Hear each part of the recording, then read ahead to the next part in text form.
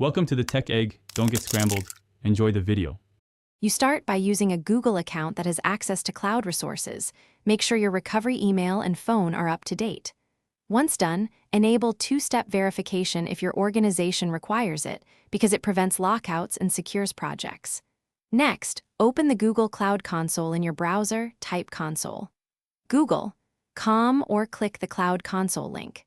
When the page loads, focus on the top right sign-in button. You will choose the account to authenticate and proceed to project access. You should now authenticate. Pick the account that holds your cloud billing or project permissions, or select use another account to enter different credentials. Make sure to complete any two-step prompts, accept the push, enter the code, or insert your security key, because that verifies your identity for sensitive actions. Once authenticated, navigate to the project picker in the top bar, select the existing project you need, or create a new project, and set billing and IAM roles before proceeding to services.